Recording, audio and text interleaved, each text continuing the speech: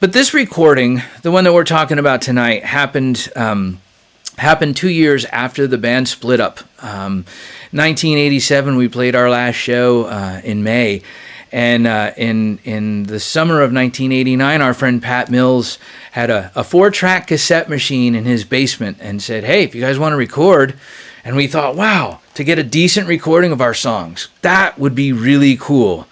So I wanted to share a little bit of that journey with you tonight too, because it's kind of wild.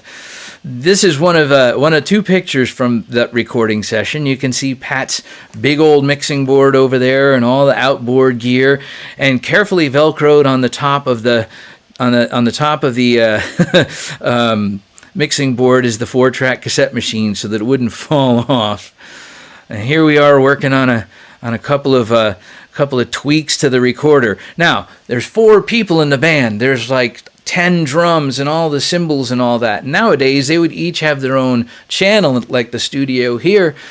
You'd have probably 3 or 4 guitar tracks. You'd have plenty of tracks to do vocal takes. You'd do maybe 3 or 4 bass takes, and you'd kind of put together the best of all of it. A 4-track cassette machine means you've got 4 tracks. So when we did it, we recorded, each of us did our thing, and we got a mono drum track out of it.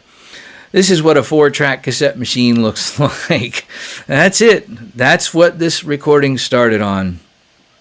A few weeks into the project, Pat got a chance to buy a used 8-track reel-to-reel, and suddenly we were double our capacity of what we could do.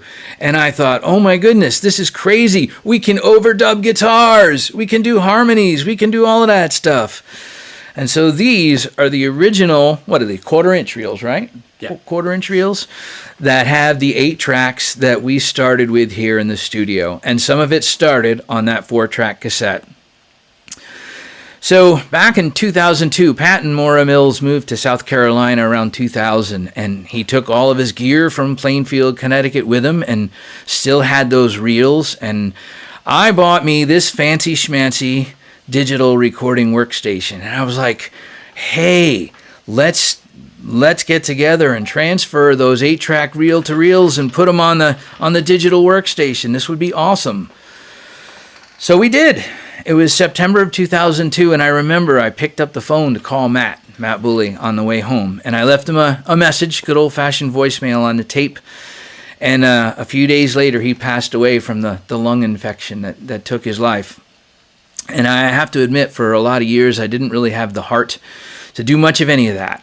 And so the pandemic has been awful for a lot of things, but one thing it has done is parked my tour van in the driveway for the last 18 months and left me with a lot of time to think about creative projects and not a whole lot of creativity, frankly, to work with after finishing an album and book back in 2019.